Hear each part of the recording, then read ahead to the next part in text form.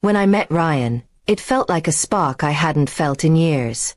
My husband, Daniel, was a good man, stable, loyal, and kind, but after 5 years of marriage, things had grown quiet between us. We barely talked beyond daily routines, and our laughter seemed like a memory. So when Ryan entered my life, full of charm and attention, I mistook excitement for love. Ryan made me feel seen again. He'd text me in the mornings, compliment my outfits, and talk about dreams and adventures. I told myself it was harmless, just friendship. But deep down, I knew I was treading dangerous ground. When he said he wanted to be with me, my heart raced. It had only been a month, but I believed every word he said. Daniel noticed something was wrong. He'd ask if I was okay, try to spend time together, and even plan a weekend trip to rekindle our bond.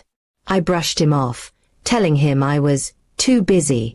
The truth was, I was comparing him to Ryan, and every time, Daniel came up short in my mind. I convinced myself I deserved more excitement, more passion, more something. One night, after another argument with Daniel, I made my decision. I told him I wanted out. He looked at me for a long time, his eyes filled with disbelief and pain. "Is there someone else?" he asked quietly. I lied and said no. He just nodded and said, "If this is what you want, I won't stop you." That was the last real conversation we had. Ryan moved in with me a week later. The first few days felt like a dream. Constant laughter, late-night talks, and promises of a bright future. But slowly, the cracks began to show. He wasn't as patient as Daniel. He snapped easily, forgot small things, and sometimes disappeared for hours without explaining where he went.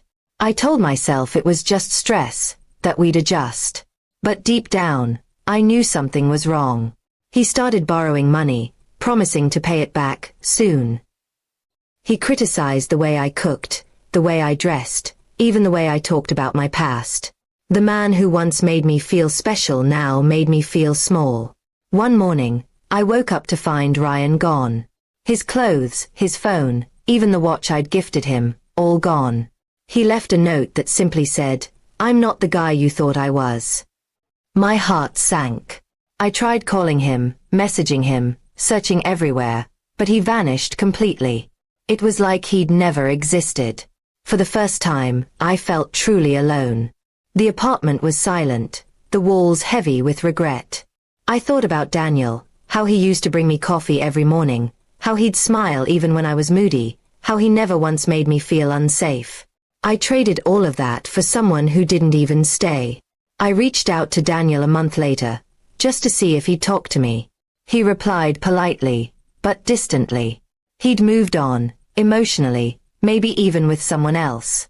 I wanted to tell him how sorry I was, how blind I'd been, but the words stuck in my throat. I realized I didn't deserve his forgiveness. My friends didn't say much, but their looks said enough. They had warned me about rushing into something with Ryan.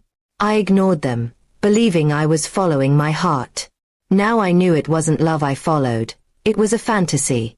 Every day since, I've replayed my choices. If I had just given Daniel a little more patience, a little more effort, maybe things could have been different. But I can't rewrite what's done. I can only live with the emptiness I created. Sometimes I see Daniel's photos online, smiling, content, surrounded by people who care for him. It hurts, but I'm happy for him. He deserves peace, even if it's without me. As for me, I've learned that love isn't about excitement or constant butterflies. It's about consistency, trust, and choosing each other even on dull days. I learned it too late, but maybe that's the price of my mistake.